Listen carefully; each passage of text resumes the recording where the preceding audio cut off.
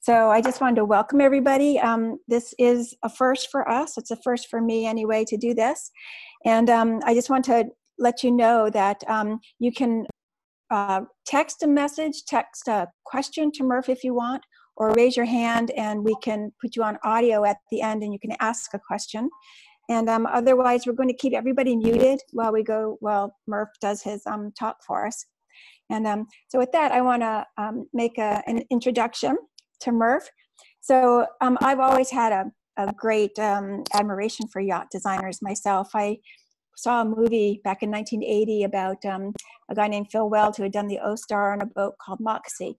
And so I looked up the boat and everything, and Dick Newick was the designer, so I started looking at all his designs. I went from Dick Newick to Walter Green, and I went from Walter Green to L. Francis Hershoff, and then I went to Dave Pedrick, and then in 2000 I was watching this woman cross the ocean single-handed in a boat called Kingfisher, and of course that's Open 60. So then I wanted to know all about Open 60s, and turns out they're designed by a company called Owen Clark, and it's Merf Owen.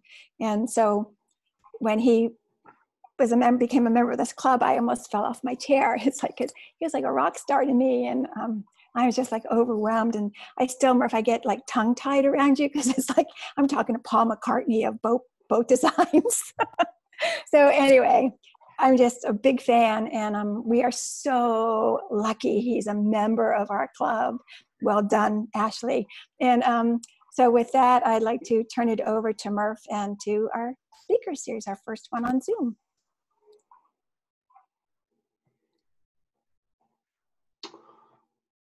Here we go. Well, thank you very much for the invitation to speak to all the members.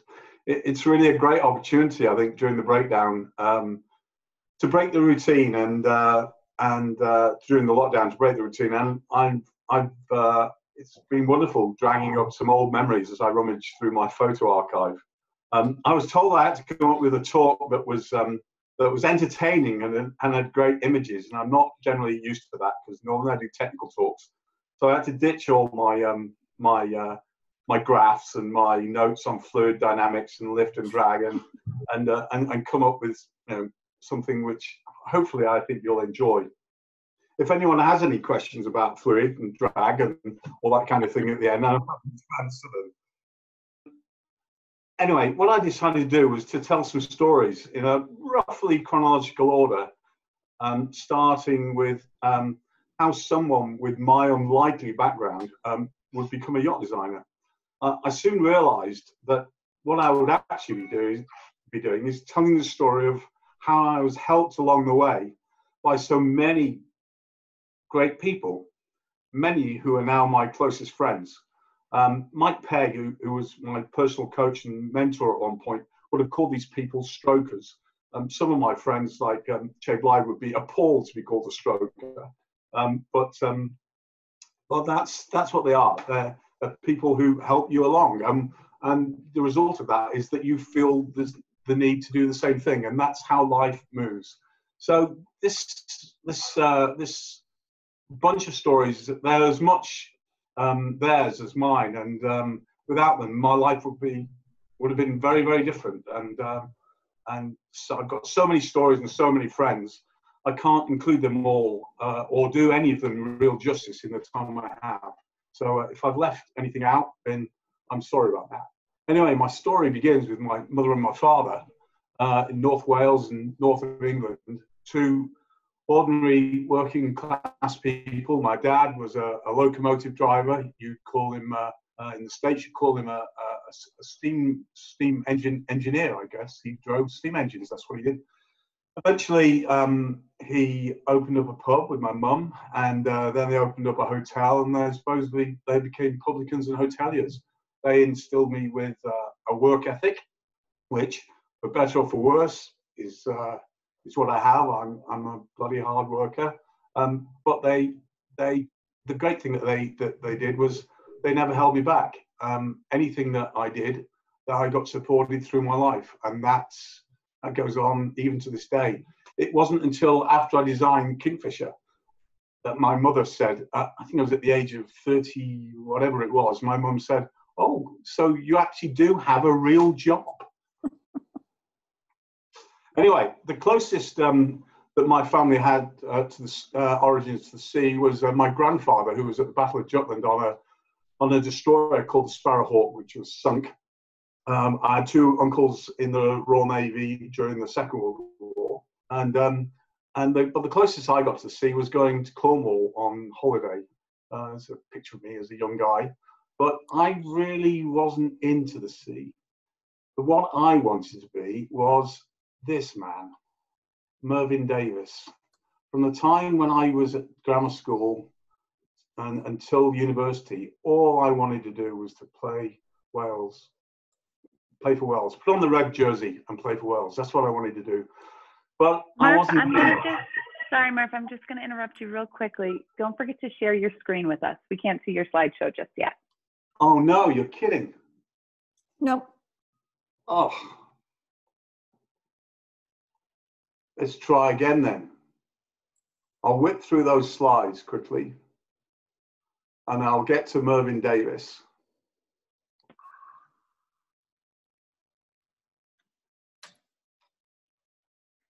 Excellent. Now we can see it. Okay. My mum and dad, the Sparrowhawk, me, and Merfyn Davies, Welsh captain, British Lions. That's all I wanted to be. But I kind of realised that I wasn't going to make the Welsh jersey. I played for North of England, Colts under 19, but that really wasn't enough. And if I wasn't going to make the Welsh jersey, then I needed to do something different. I needed to put all the passion and energy that I put into rugby and find something else that I was half decent at. Anyway, I was lucky at the age of 16 at school. I was doing a thing called Project Trident, which was work experience and helping the community and outdoor pursuits. And I got the offer to go sailing. Now, I'd already done canoeing and climbing and all that side of things. So sailing seemed to be an appropriate thing to do because I was going to join the Merchant Navy. So at the age of 16, I went down to Amble in the UK, and I went sailing on a sail training boat from the Ocean Youth Club, a sister ship of this boat, the Samuel Whitbread. And I caught the bug. I first went sailing in August 1979 during the week of the Fastnet storm. I didn't have any of the right gear. I was wearing jeans and pullover, mightily scared, mightily cold, mightily wet, but it just grabbed me. And I kind of knew then, that very week, I knew this is what I wanted to do. And from that moment on, I put all my energy and time into sailing. At the age of 16, I left school, not because I didn't like school. I enjoyed school. I got on with people.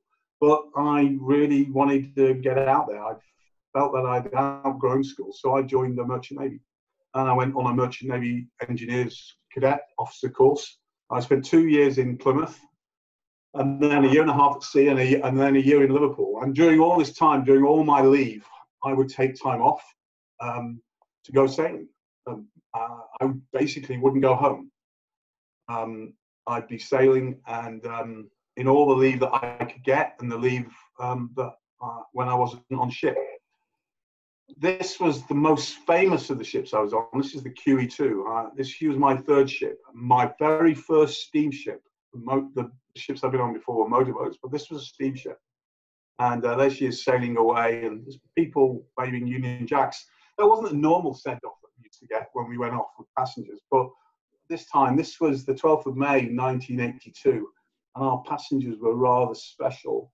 They were members of the 5th Infantry Brigade, Scots Guards, Welsh Guards, the Gurkhas, and Royal Artillery. And we were on our way down to South Atlantic to the Falkland Islands and South Georgia, a place that will crop up in my talk a little bit later as well. And down there on the left, at the bottom of Chile and Argentina, you can see there's an arrow pointing towards the Falkland Islands. That's where they are.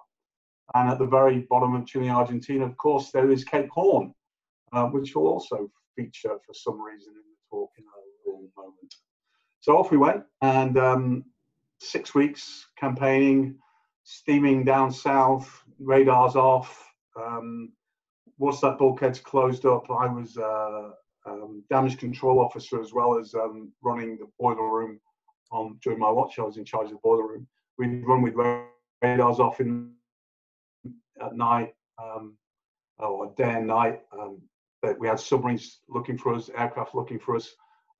Helicopters would fly off our deck at night and circle the boat and look for chinks of lights in the hundreds and hundreds of portholes we had. It was really a very exciting time. But at the end of it, the Merchant Navy wasn't really the same Navy that after 4.5 years as when I joined, and it was clearly going downhill. I was working for Cunard at the time, but boats were being flagged. Things were not going to be the same. So I decided I'd go to university. And for a degree, I thought, well, why don't I try naval architecture? So I had a choice of colleges to go to. And I chose UCL at London because it was the home of the Royal Naval Engineering degree course. They closed the Royal Navy College at Greenwich, and the degree course for the Royal Corps of Naval Constructors, whose job is to design submarines for the Royal Navy, was at UCL. So I felt, well, their engineering side of things is going to be very current. They're going to be up with the latest developments in hydrodynamics, software, computers, and all that side of things, and they'll be very well funded. And I was right. My professor was former head of submarine design at Bristol for the Royal Navy. They also happened to have a Nicholson 32 as a boat, which was also interesting too. But the main reason was because they were up to date, and it was a fascinating place to work and live. And the people that I met there formed a lot of my ideas early on in my yacht design career, and it was a wonderful 3 years. Made partly wonderful because I sailed on this little chap. It's his Applejack, owned by a fellow called Rupert Kidd, who was an oil engineer in the city of London. This was a very, very wet boat. My very first racing boat I ever raced on. I spent a couple of years racing her. She was famous because Mark Gatehouse of Brooks and Gatehouse, the instrument guys, he did a double-handed transatlantic race from Plymouth to Newport, Rhode Island. And on arrival, his crew was hospitalized because he was hypothermic and so wet, they had to put him into hospital. And this was the boat I raced for a couple of years while at university. And in '85, I was fortunate enough, for whatever reason, I'd spent a lot of time sailing, been on lots of different boats, and I was voted UK, the Royal Yachting Association's Young Yachts Person of the Year.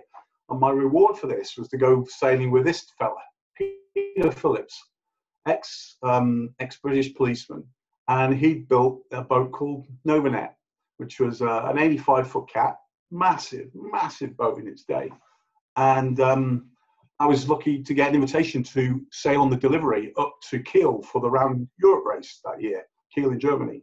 The race would start in Kiel and stop at a number of different ports around Europe, and finish off in Toulon and then sail down to Sardinia, Puerto Chievo. Anyway, I did the delivery, and I was quite a techie guy at the time, relatively. I'd written computer software. I thought myself as a bit of a navigator. The Ocean Youth Club had taught me really an awful lot about seamanship and navigation and weather. And Peter didn't get on that well with the navigator on the boat at the time.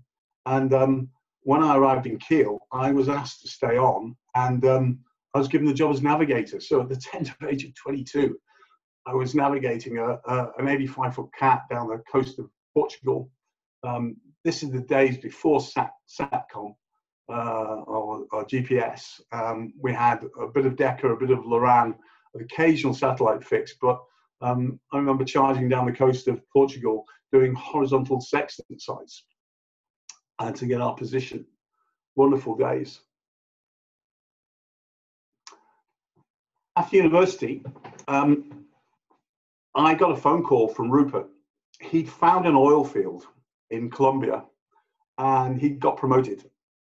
And he'd also got a raise, a significant raise. And he literally phoned me up and he said, look, that boat that we always thought we would design, the one on the back of the beer mats, all those evenings we spent in Leamington after having been racing, I can afford it now. If you can build it for this, you can design it. And being young and bold, I thought, well, how hard can it be? So he flew into Heathrow for a business meeting. We literally met at the airport. I'd found a contract from somewhere, and we signed a contract there and then. A lady behind the desk, a BA lady behind her desk, she countersigned it. And off I went down to Cornwall to try and find a shed, a barn building, or a boatyard where it was big enough to build this 35-foot long, 33-foot wide boat. Never having done anything practical like this in my life, but again, how hard could it be? So I've met some friends when I was at uni in London, and they were at the Yacht Design College in Southampton.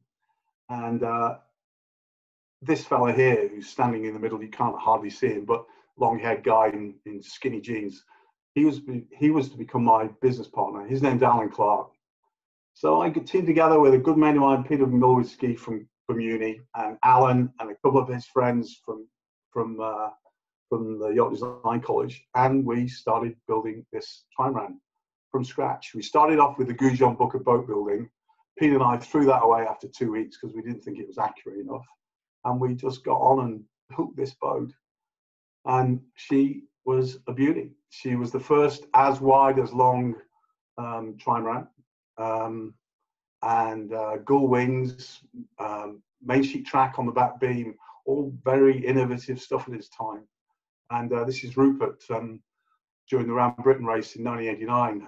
He won his class in the 89 race. The boat, to my complete astonishment, still exists. It's still in one piece, which, considering what we did back in those days and how we built things, is pretty amazing, really. This was another order of beast. This was Spirit of Apricot, Tony Bullamore's second big 60-foot try. And after having built Fiery, this was the boat I ended up being a parapeteur for prior to the 1989 Round Yacht race. And I'd been working Bristol. Tony knew me. He needed a hand. I helped with the winter refit, and I was basically the boat captain. She was quite the beast, and the very, very first of the very wide 60-footers, with so wide that she needed 3 rudders. And she was incredibly quick, so quick that before the yacht race, we flipped her over and broke a wing mast, broke an outrigger, and we had to completely rebuild the boat again, to the extent that we didn't make the start of the 89 Euro race. But we got in on leg 3 and dominated the race from that point on. The last leg from Villamoura to Toulon, we arrived in Toulon, had dinner, went to sleep, got up the next morning having breakfast in the port, and the second boat had still not arrived. And when it eventually arrived, it was Jet Services 5, which was a catamaran, which was 15 feet longer than us and currently held the transatlantic record. So you can tell that Martin Smith and Barry Noble did an amazing job of designing and building this boat. She really was groundbreaking thing in its day, and I was very privileged to have got to sail her. But we still knocked around on small boats doing weird stuff as we did in those days. They were great days for sailing multi-hulls in the UK. This is a thing called the Three Peaks race, where you sail and climb the 3 highest peaks in Wales, England, and Scotland. Nutty kind of stuff. Great fun racing. And then in '93, I designed my first monohull with my partner. By that time, Alan Clark and I had got together as designers, and this was the first Owen Clark monohull, which was Maverick. And there we are, fitting her carbon fiber keel, which was a big thing back in the day. Maverick was 30 feet long, nearly 14 feet wide. She only weighed 3,000 pounds. Carbon lifting keel, twin rudders, water ballast.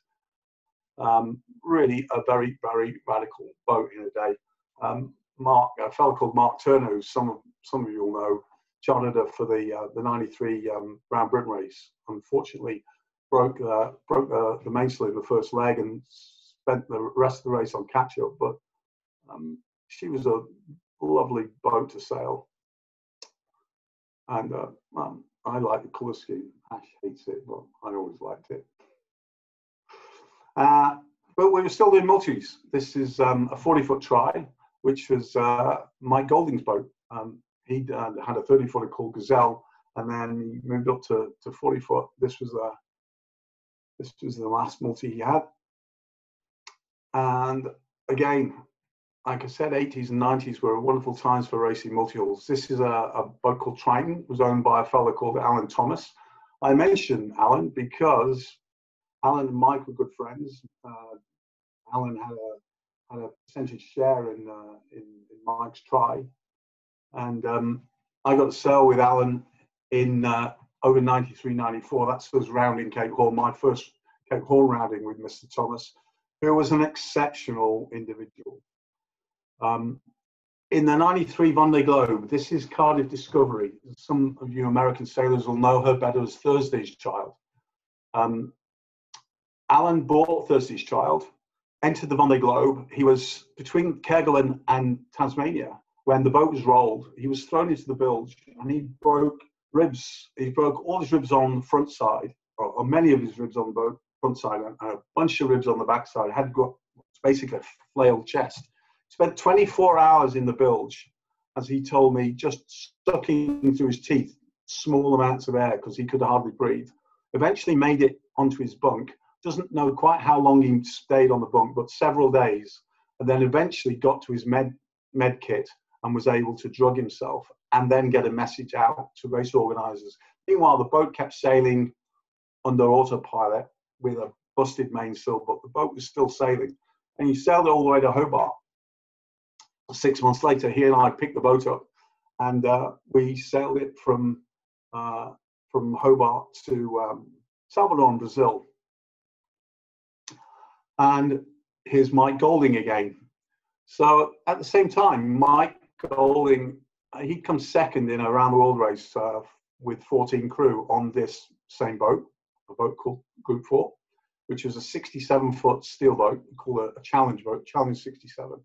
And this is Mike going around the world the wrong way, single-handed, after the single-handed record. Now, it's just so happened, this is Mr. Golding off Cape Horn, around about Christmas Day, end of 1993. As he's going in that direction, we're coming in the opposite direction from Tasmania. And the three friends, we meet up in the middle of the Southern Ocean, just west of Cape Horn. An absolutely incredible coincidence. I can't even remember how we knew that each of us were going around at the same time, or how in those days we managed to communicate with each other, because it wasn't easy back then. The same day we rounded Cape Horn. That's Cape Horn over my left shoulder. I'm just bring the last of Alan and my whiskey in the water, saying thank you to the gods for letting us through there. And at this point, I remember using Satcom-C. Has anybody used Satcom-C? I sent a very small, short text message to my mother and father saying, hey, how are you? Where are you? I'm at Cape Horn. I've just arrived. I'd never told them that I was leaving. I just told them I was going sailing. Never told them where I was going sailing. And because I knew my mother would worry. So that was their first introduction to the fact that their son had just rounded Cape Horn.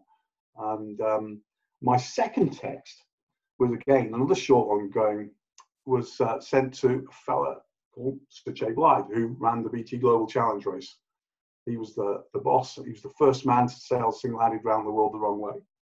And basically, I asked him for a job as a skipper on the next race, which would be in 1996. and I got accepted. So we didn't have a lot of urgent design work going on. Alan gave me a sabbatical. In 95, I spent a year getting the boat ready. In 96, early 96, I met my crew in January 96. We sailed every weekend on a Sigma 38 and trained in the Solent during the winter of 96. And then in September, we started our race around the world. Crew of one professional skipper and 13 amateur crew, 11 of whom would sail all the way around the world with me, and 2 crew that would come in each leg. Ordinary people doing an absolutely extraordinary thing. This was start day. I woke up on start day and the rain was hammering against the windows in Southampton. The wind was blowing, and this was, I thought, oh, what have I let myself in for? This was just outside the Needles. If you look in the top part of the photograph there, that's global teamwork behind the wave. Day one. And this is an iconic photo from day one. This is Save the Children. That boat's on the way down, and you can tell the boat's on the way down because if you look at the guy on the foredeck, they're up in the air.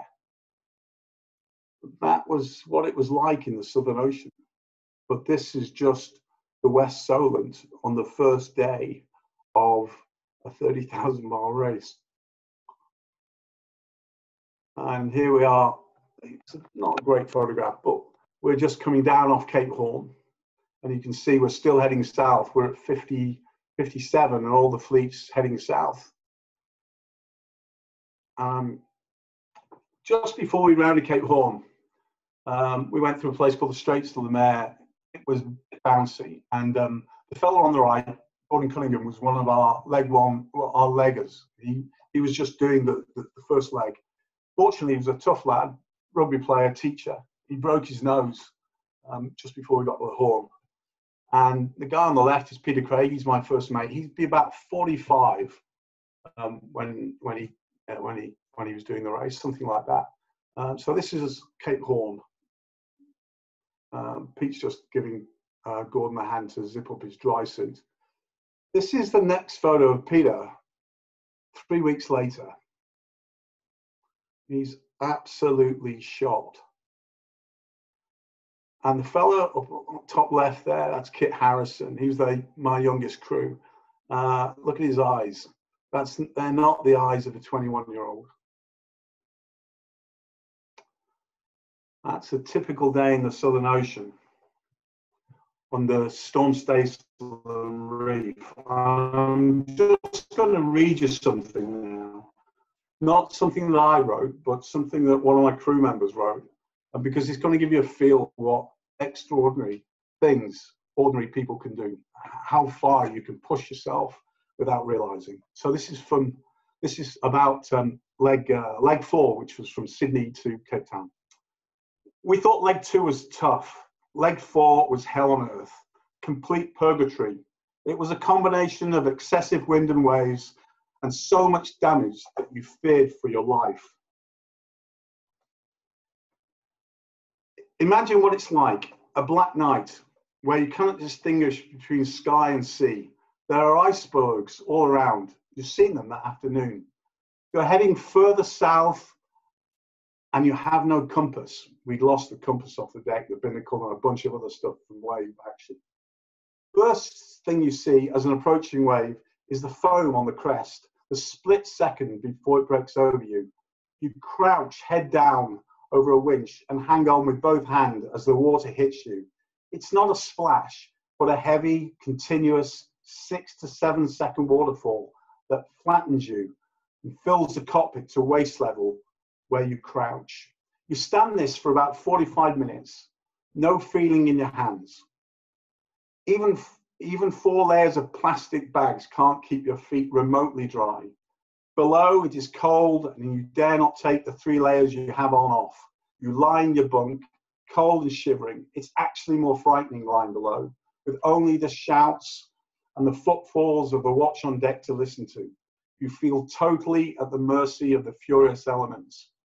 Ironically, up to a third of the injuries we get on board were sustained from below. The galley is a particularly dangerous place. We changed sails every time the wind went up or down. It's worse changing sails when it drops because systems come through as fast and you're back changing again in minutes. The record was 27 changes in 15 hours. That's all the way up through the suit of sails and all the way back down again, and then reefs to finish off with.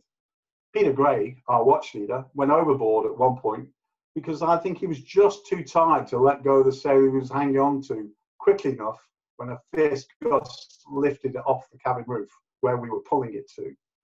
And he's especially safety conscious. He's always clipped on and careful to see we all stick to procedures.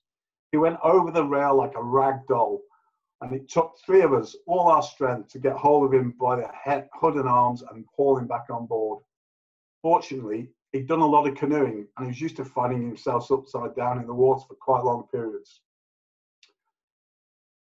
Music was important to us as a morale booster. At one moment, there were two of us dancing hysterically on deck in a storm to a punk record. You need something to break the tension. Nothing would ever possess me to go back down there again. After the BT, Mike and I rolled straight into an Open 60 campaign.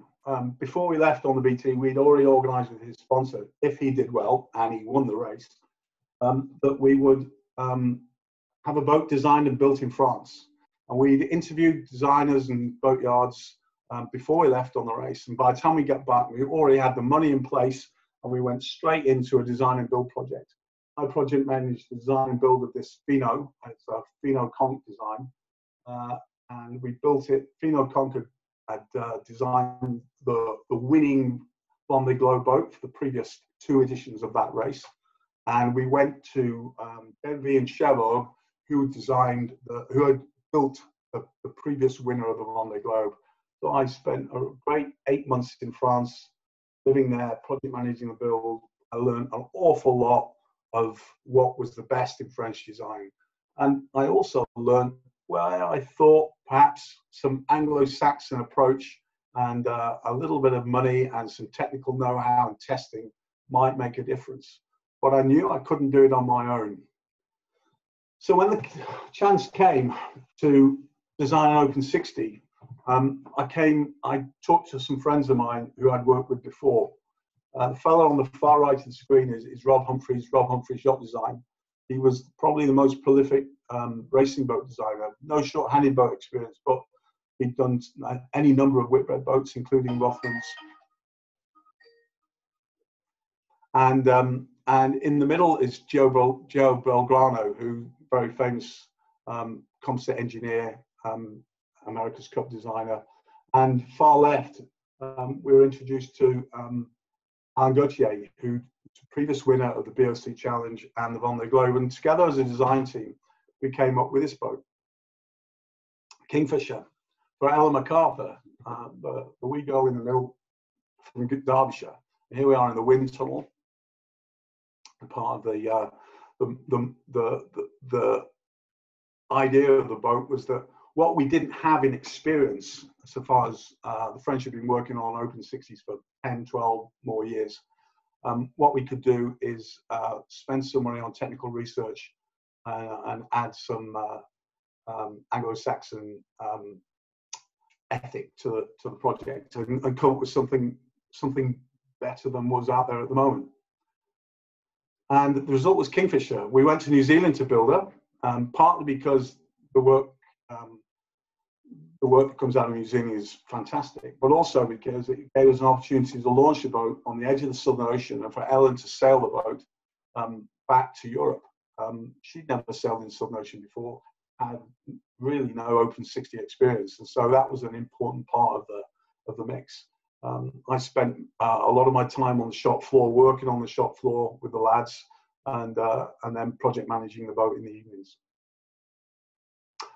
And some of you will recognise, well, you might recognise Ellen on the horse at the back, but some of you will recognise the person right at the front. It's my current wife, Ash. This is when we first met, I think. Or not quite when we first met, but She came out to New Zealand at Christmas, and Ash and Ellen were best of mates. So this is when my first recollection, anyway, of meeting Ash, I think.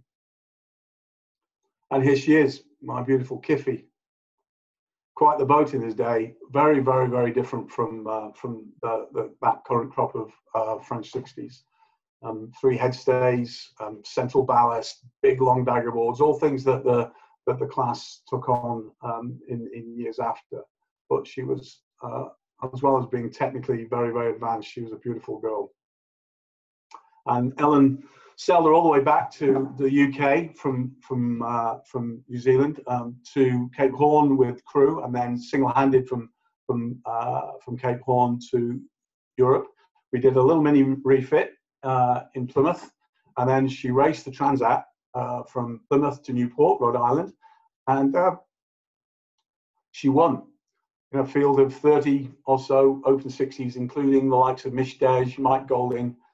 She won her first transatlantic race.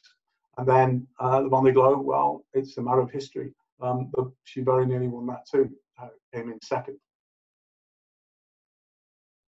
And that is the Vendée Globe. It starts in France, all down the West African coast, down through the Southern Ocean,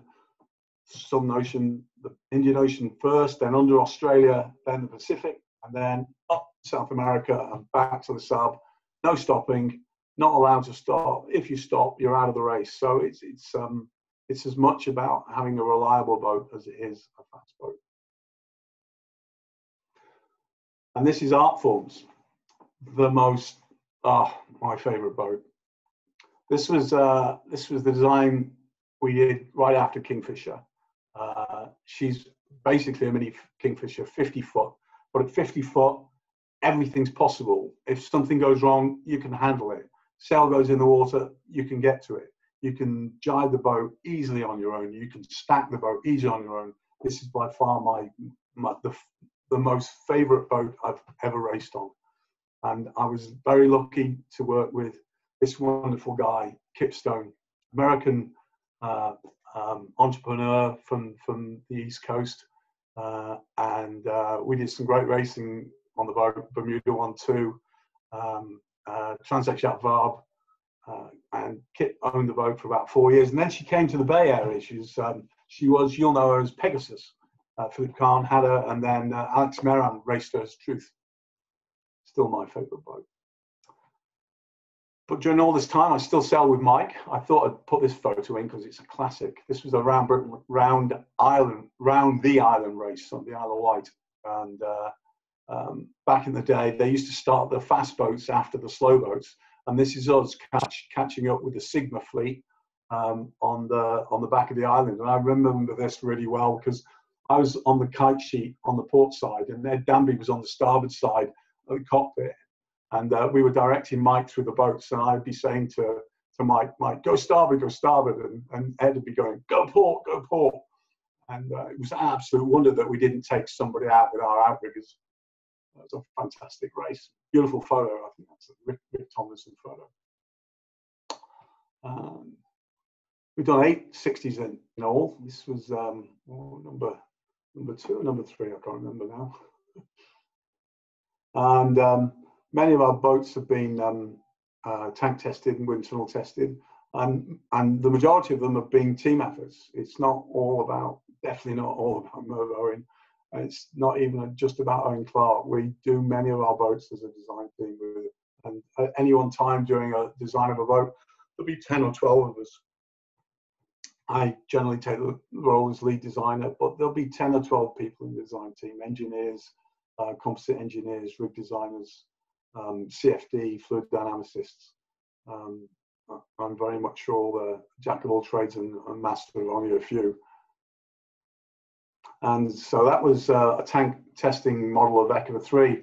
We built 2 boats to the Ekiva 3 design, Ekiva and Aviva, and we were really lucky to be able to test the 2 boats. They were built in the same yard, sequentially after each other. They had the same sailmaker, the same rig designer, and the boats came out of the yard within 30 kilos of each other. So we were able to trial test for a couple of weeks, and we learned an awful lot about how to make these boats go quick. and or quicker, I should say. I thought I'd put this photo in.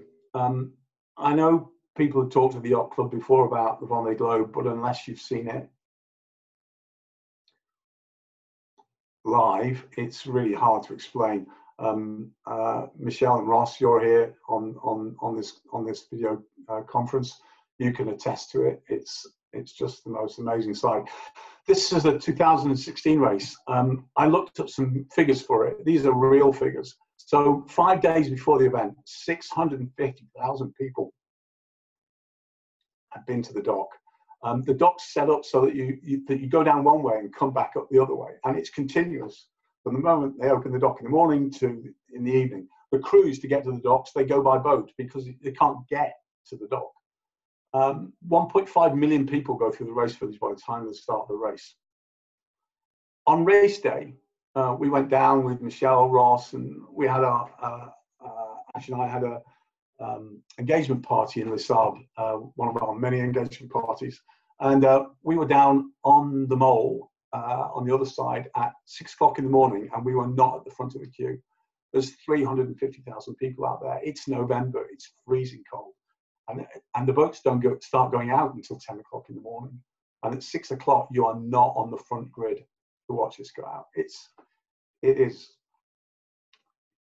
one of those bucket moments. You need to do it if you're into offshore sailing, to see this, see the passion that the French have for the sport is wonderful. This was our last 60-footer, Athiona, boat number 8, and she's a complete eco-power. That's worth saying. So she's powered on solar panels and a hydro generator. No diesel engine in the boat at all. This is a smallest boat we design or designed in the past. Moe will recognise these. Her anyway. She's a mini transat boat. This is a young Irish fella, Cian McCarthy, and I doing the Trans-Gascoigne, Trans-Biscay race. 21 feet, transoceanic, transatlantic boat. Just so much fun. So much fun. I'll basically sell anything as long as I can make a cup of tea on it. This is an old 12 metre. It's a big maxi catch. But it's not all about racing. So after this design phase where I think we did 4 open 60s in 4 years or something like that, I was pretty tired, and two mates of mine from the BT, we bought an old race boat. Funnily enough, a race boat that I'd helped to prepare for around the world race in '93, called Skycatcher, and with 2 of my crew members from BT Global Challenge. The guy on the left is Anthony Lane, who's a mate on first leg, and Glyn O'Hughes, top left, and a couple of the guys. We sailed to Greenland to do a mountain climbing expedition. Glyn was a secretary of the Alpine Club, a good friend of Chris Bonington, and he brought along a good friend of his, and by happenstance, the fella in the middle is Malcolm Hay, and Malcolm is an Australian. He's still around. He was in his 70s then, and he's an Australian doctor. He'd been on the Antarctic bases with the Australian Antarctic guys, and but for me, what was amazing for me was that he'd sailed with the great Bill Tillman. Anybody who's read any Bill Tillman books would recognise Malcolm Hay's name, because he was on Mischief when they went to Kerguelen. So it was a great honour to sail with Malcolm, because Bill had been one of my heroes, my sailing and climbing heroes, since I was a young boy, and this whole idea of sailing and climbing Greenland was inspired by Bill Tillman, the great Bill Tillman. So there's Skycatcher. That's in the middle of the Denmark Strait, which isn't near Denmark at all. It's actually between Iceland and Greenland, and that's an iceberg, not land. That's an iceberg. Now that's land. This is the edge of the sea ice, and it's about 30 miles to the mountains, something like that. We worked our way through the sea ice as far as we could. And then this is Glynno and I climbing in Iceland. While I was in Iceland, I'm not always working. That's true, actually. I'm not really always working. But I was doing some work in the library in Keflavik. I needed to catch up with my email, and an email came in from a German fella, saying, "Look, I saw Kingfisher. I love Kingfisher. I want to cruise around the world. I've had a Swan. I cruised around the world with that, but I want something better, faster. And I think I want to convert an Open 60. Well, I really didn't think that was on the cards, but I organised to meet the guy at the Southampton Boat Show because Kingfisher was going to be the star attraction. And he'd come over and he'd come and have a look at the boat. And I said, "Don't make your own mind up whether you can convert one of these boats to a cruising boat." He came over. What a gentleman, lovely man, Peter Trost, and he got it straight away. There was no way you can convert an Open 60 to a cruising boat. So instead, right there and then, he shook our hands right at the boat show and said, "I want you to design me the best cruising boat for me to take my family around the world." And within weeks, we had money in the bank account. And 3 years later, he had this Spirit of Adventure. And again, we built it at Martin Yachts in New Zealand.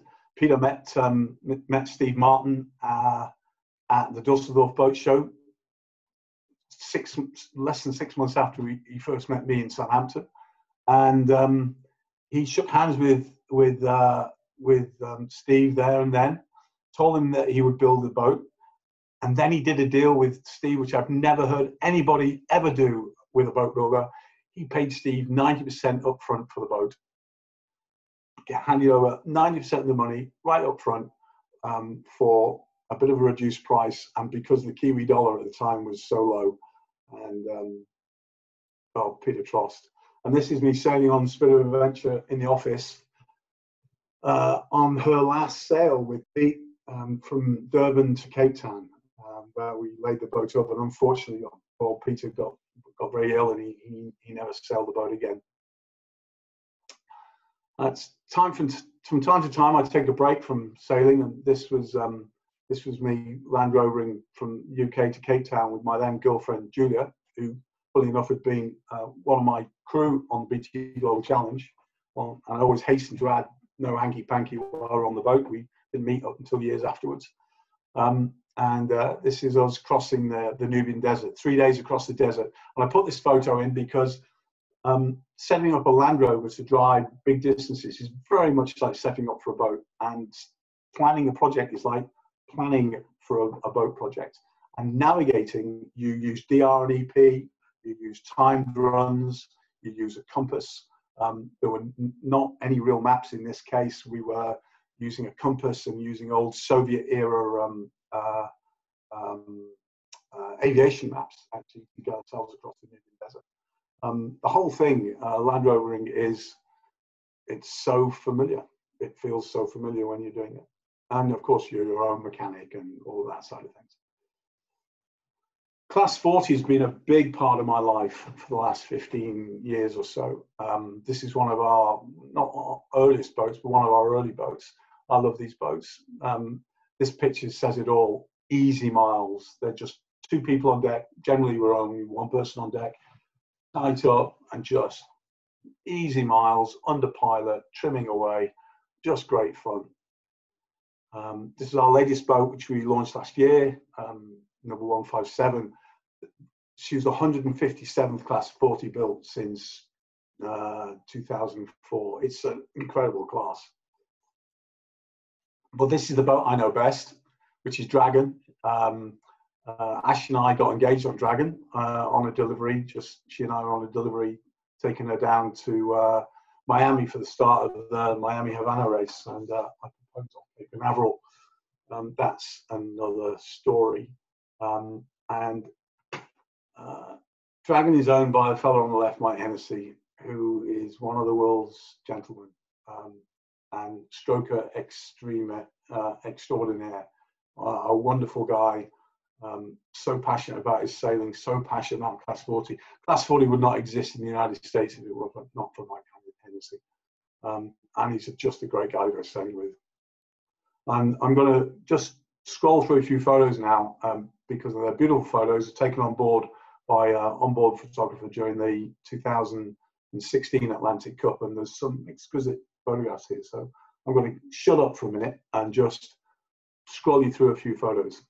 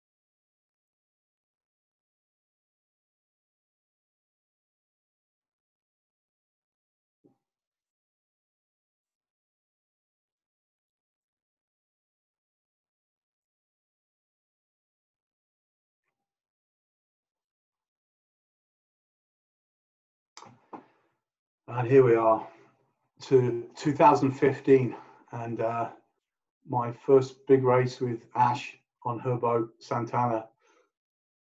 This was the night 2015 Fastnet. We was racing double-handed, a fleet of 340 boats. We'd done some modifications to her. I designed a bowsprit, and we put some new sails, courtesy of a mate of mine in New Zealand, and a few other jobs on the boat. Super slippery Mark Schumacher design Capo 30. So slippery, in fact, that on the second night of the race, we were second in fleet out of the 340 boats off the Scillies. And then a stupid error on my behalf and put us down the fleet, but it wasn't a bad position to be in amongst a very experienced fleet indeed. Some great Grand Prix boats and some great navigators. It was a fantastic race to do. And after that, we brought her over to the States, and we did a load of East Coast sailing, racing. Pretty much won everything we did, double-handed. And then, and here we go. This is the only boat that I can't make a cup of tea on that I enjoy sailing. It's Ash's Flashman here in the bay in SF. So we stopped sailing Flashman, stopped sailing Santana, racing Santana on the East Coast.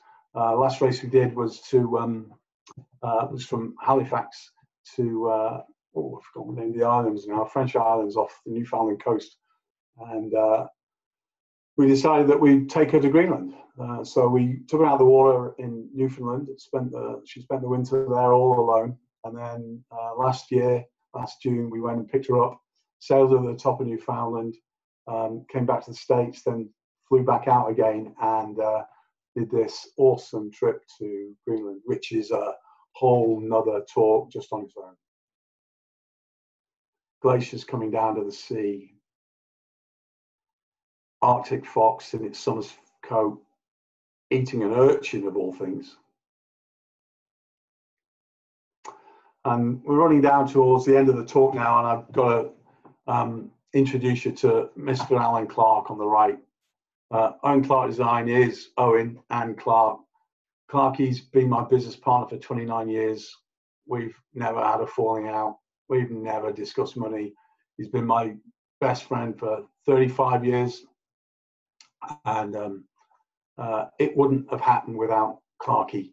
I'm the engineer, I'm the sailor, I'm the numbers guy, and the guy who's got the most miles. It's true. Clarky's done a couple of transatlantics himself. He's raced these Azores and back, so he's no mean sailor himself. But I can't do this.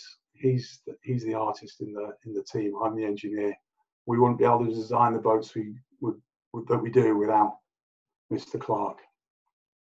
This is Killat. She was launched 18 months ago. She's a high latitude boat, high latitude cruising boat. Land Rover on the outside, very much a Land Rover, our first aluminium boat, and Range Rover on the inside. Really fantastic boat. Our inside's amazing. Again, it's a talk all on her own. This boat, the whole development of her and the boat itself is just take hours to go through it. And this is our latest project, our 2020 project, which is a motor sailor for a climate research group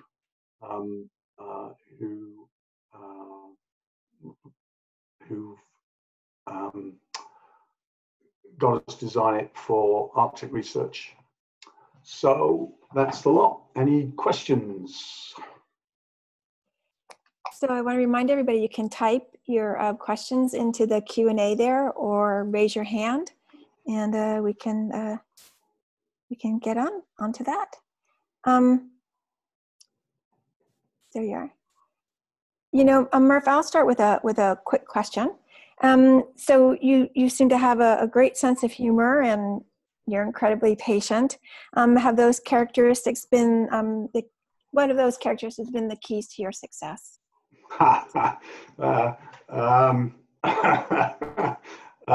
Patience, certainly.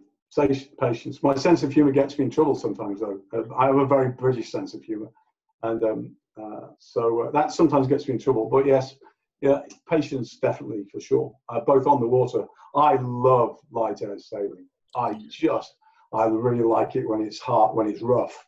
And I do enjoy that when it's rough and cold and wet and dark and nasty, because it can never be as rough and dark as nasty as I've already been through. So I know that day will end, as it were, but I really do enjoy light air sailing. I find it very challenging, and I'm sure patience is a big part of what makes me reasonably good at that.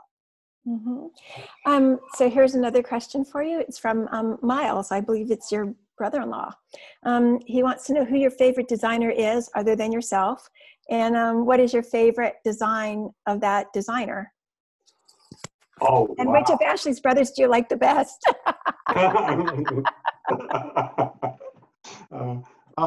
Favorite designer. Oh, right off the top of my head, race boat designer. Oh, honestly, it's hard to say. When I first started, I guess when I first started designing, it was multi-hulls, and if I looked up to anybody, it was Nigel Lyons. Yeah. How would you compare him to like Dick Newick? Dick, well, Fiery Cross was moored right next door to one of Dick's boats, Holston Beer, in the 88 Transat. And I got to know Dick really well, and I loved talking with Dick. And yeah, Dick was a different era from Nige. Dick would be the same era as Derek Kelsall and the like. So yeah, I always enjoyed talking with Dick. And the last time I spoke to him actually was at the end of the end of the BOC in 98, I think it was. Mm-hmm. in Maine. I went to try and find him. Yeah, Dick New, great guy, and Moxie. Yeah, of course, Moxie and Three Legs of Man. Which those two boats, when they were racing that race, was that was an amazing race. The two old men basically beat everybody. So we've got a question here. Where did it go? Oh, it's an anonymous person. What's your advice for junior San Francisco Yacht Club members who are interested in becoming naval architects? Okay, so my advice is to be multi-skilled. The thing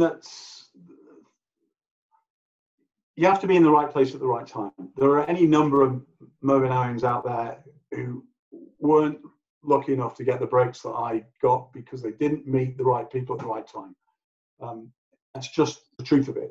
But if you're going to try and stack the deck in your favor, that you can't just go to yacht design school and expect to expect to become a yacht designer. What you need to have is other arrows in your quiver.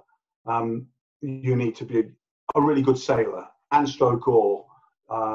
You need to spend some years in the boatyard, be a good boat builder. You need to be an incredibly good computer programmer, preferably lots of them. The deal about it is most of the design firms that you're ever likely to get a job with are pretty small. At one time, we were 8 people, and we were one of the largest design firms at that point. They're normally quite small firms. So when you join a firm, you have to be able to bring in the dollars pretty quickly in 3, 4, 5, 6 months. And if all you can offer is having done a yacht design degree, that's not going to be enough. You're going to have to know how to work with people. And one of the good ways of doing that is to go and work in a boatyard. And the skills that you learn in the boatyard will help you to design things that boat builders want to build, and that can be built, because that's often another whinge that I hear from boatyards is they can't build what yacht designers are designing. So go out there, get yourself some more skills.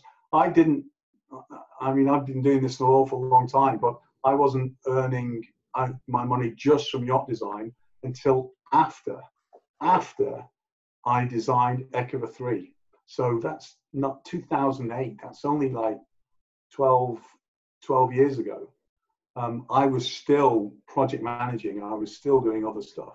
So the key is, don't think you can just go to yacht design school and then go and get a good job. Yeah. I would add too, here in America, if you're lucky enough, there's a great school called Webb Institute. And it's probably one of the premier yacht designing or ship designing schools, and it's a free ride.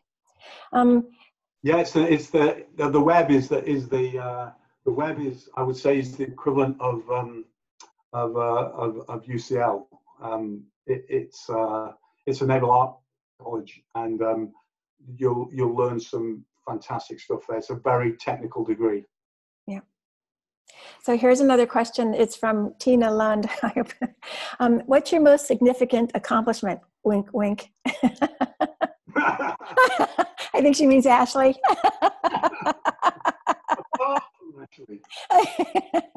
Apart from Ashley. In sailing terms, I'm going to give you 2, and that one is being skipper of BC Global Challenge on Global Teamwork, and coming back with all the crew that I left with, which is rare. But I'd also say those days I spent up in the ice in Greenland, the time I spent navigating in the ice up there, because there was nobody to teach me, nobody else on the boat had any experience of doing it. All I had was what I'd read, which was mainly Tillman, and he lost 3 boats in the ice. I was making it up as I went along, and it was the most stressful, but at the same time, the most fulfilling sailing I'd ever done. And I put the fulfillment level and the joy and the stress, maybe not the right word, but the challenge was as much in those days that I spent up there as it was at any time in the Southern Ocean.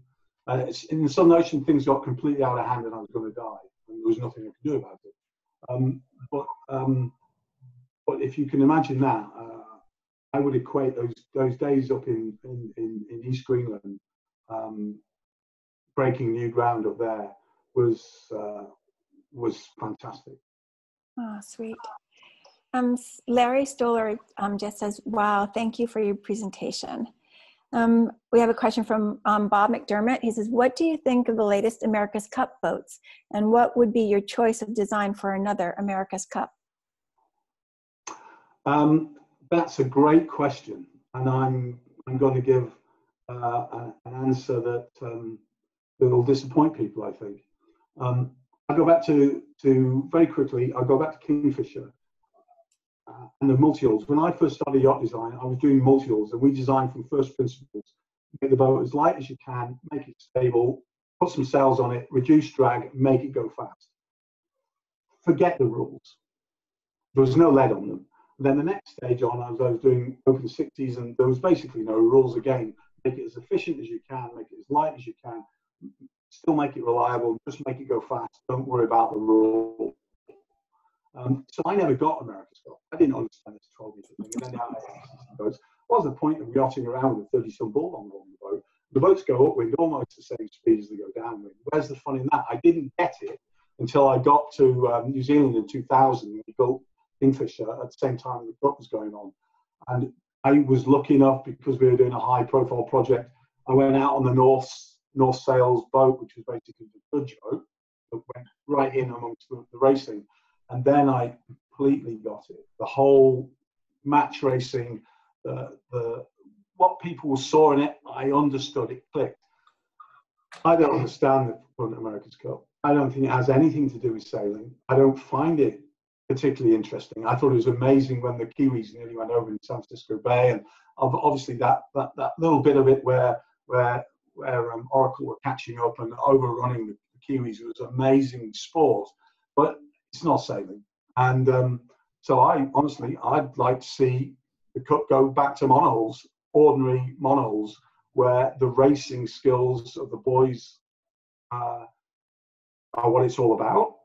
And in terms of design, the things that are developed in that design space can then be used in the rest of sailing, and that ordinary sailors can understand what the hell is going on, and it's applicable to them. To me, the Cup, I don't even watch it because it's just, I don't mean to belittle it, because I know it's got fans and technically it's really interesting, but it's really of no interest to me.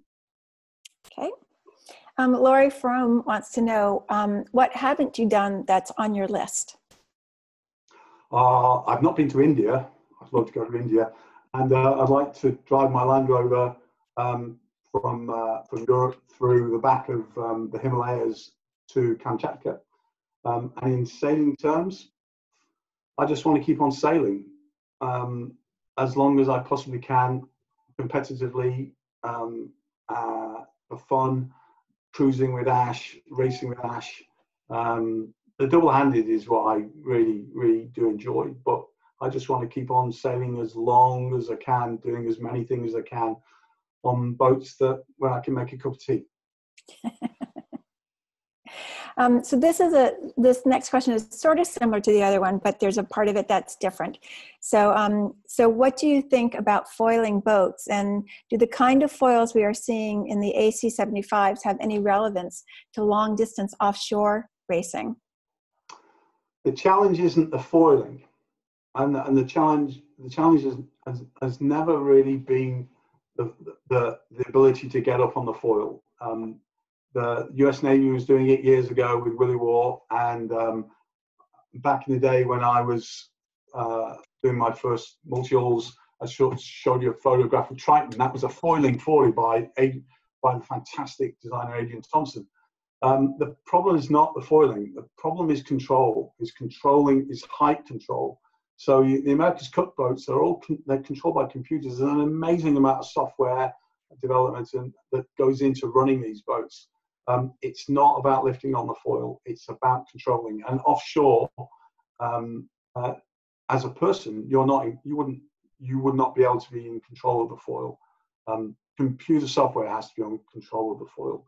So will it come? Quite possibly it will. But we shouldn't necessarily confuse it with sailing. Okay, we have two more, or actually one more, or two more. Leslie Richter wants to know, what's the project you would like to have in the future?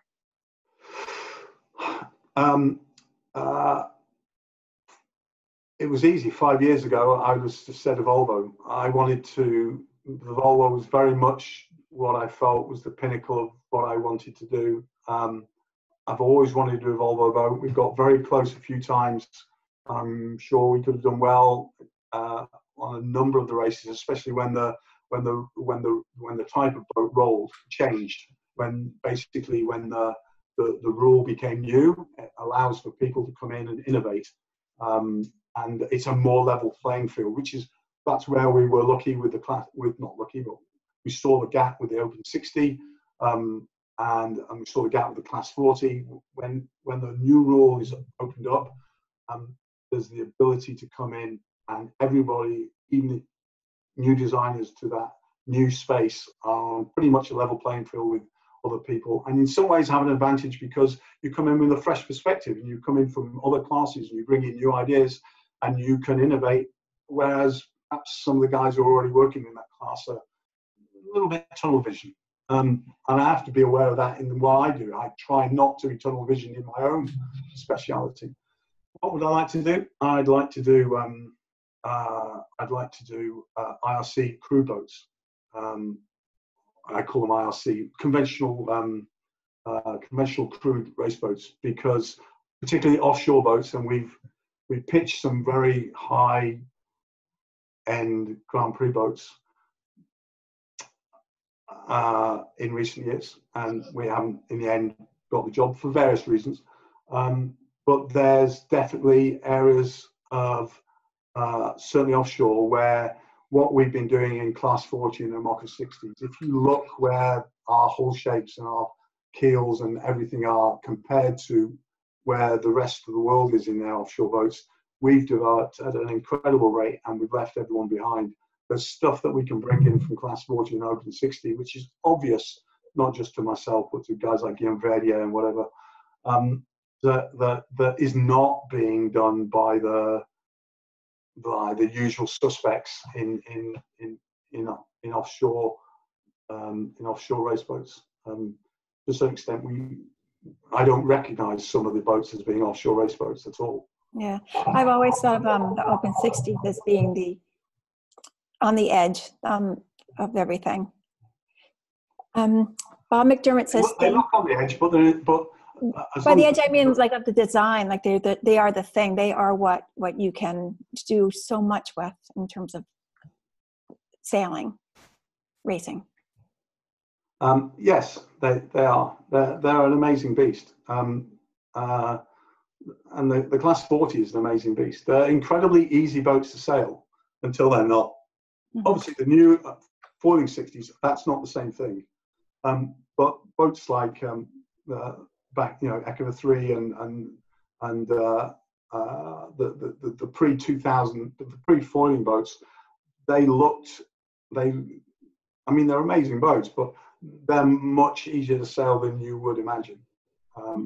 Certainly when you're offshore as well, you've got more time to go through the process of sailing the boat. It's not like racing around the cans. And Class 40s are even easier, because when things the problem with Open 60s is when things go wrong, when you haven't made that sail change in time and the breeze is up, now you're in trouble because the beast is getting away with you. But on a Class 40, if you leave it too late, it's not a big drama. You'll lose seconds per mile while you sort the mess out, but you'll get away with it. But Class 40s, these short-handed boats are so easy to sail, and that's what makes the technology that we use in those boats so applicable to cruising boats, because you don't sail a cruising boat with loads of crew. You're generally very short-handed, and that's some of the things that we've done with Killac, for instance. The boats sailed by the skipper's over 70 years of age, and his daughter only learned how to sail 2 years ago. And they sail a 66-footer, and they're up in the top of Norway at the moment. Very, very nice. Bob McDermott said, thank you for a great presentation, and he hopes to talk to you sometime soon. There's a question here from Dave Alexander. What's your take on this year's Vendée Globe fleet? Any major innovations? And most importantly, have we got a house booked for the start? Dave and Isabel. Dave, we haven't booked the house yet this year. It didn't do us any good last time either, because if you remember, we ended up having to rebook. Obviously it's a hell of a field on this coming Vendée Globe. I think you've got to weigh up Alex Thompson for sure, Armel. It's the usual suspects. The big teams who've had more time to develop their third set of foils and who are likely to be more reliable. But in the end, it's the Vendée Globe, and the Vendée is a big leveler, and you have to finish in order to win. and historically we know that less than 50% of the boats finish. So it's really very much an open field this year. I wouldn't go to Ladbrokes and put any money on any of them. Nice. Rich wants to know what is the most difficult part of boat? What is the most difficult part of the boat to design and engineer? Oh, that's a good question. It used to be the keel.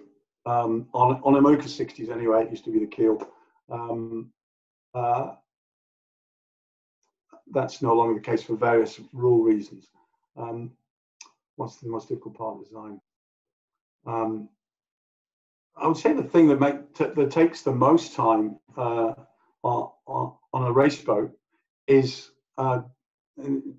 truly takes the most time is to if you're doing a custom race boat is for you and the client to develop the boat that the client wants, because quite often the client actually doesn't 100%, even somebody like Mike Golding who's on their third Open 60, actually getting the boat that they actually want takes a bit of time, and so it's the whole communication thing between client and designer, and then build that into the yard. That takes the most time, and I wouldn't say it's the most difficult. It's probably one of the most interesting parts of it, but it is what takes up the most time.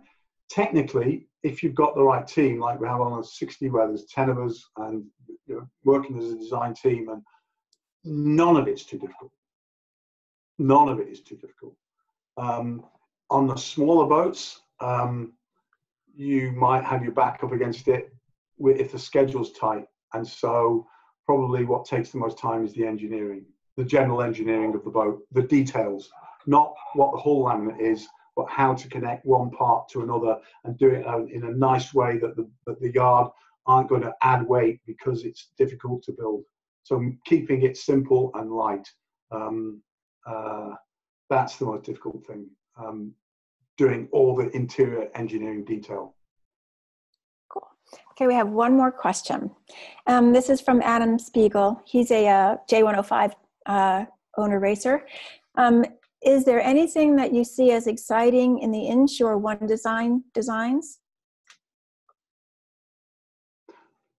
In the inshore one designs, honestly, I have to tell you that I haven't taken a great deal of notice. To be honest, I've had a number of conversations over a time since I've been here with various people about the bay, and I have my own thoughts about it, about the type of boats that are raced on the bay and whether they're ideal for the conditions that are in the bay, and whether there could be something different. I believe that there can. I believe that there can be a different boat for the bay. But inshore one designs, it's. Oops.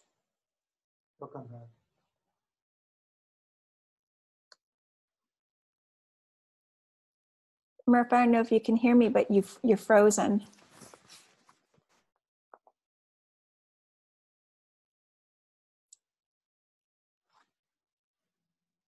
Hello. Might be us.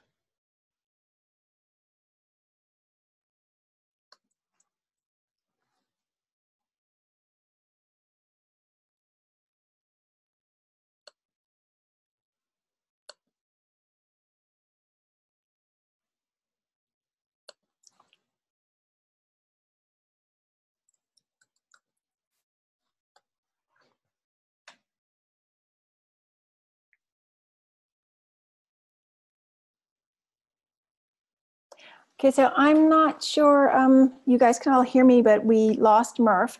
But anyway, I just want to say thank you all for coming and experiencing this. I hope you enjoyed it, and I think I've got something else in the works for another time. In the meantime, it looks like Merf is trying to get back on, and I believe he is, and I'll let him say goodbye too to you guys if he gets here. Anyway, let's see. Welcome to technology. Am I the whole screen? No. So I guess I am. All right, I'm getting all these things. Okay, so we're going to put this on the whole video on YouTube and put it in the bow wave so that everybody who missed it can see it, okay? And again, thank you guys so much for participating, and yeah, we'll do this again. I've got something really fun, I hope, coming down the road.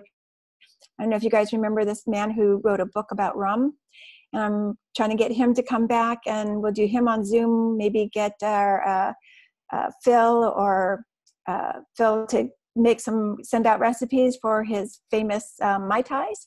So everybody has everything you need, and we'll get a nice presentation on rum and make some drinks and have a really nice time.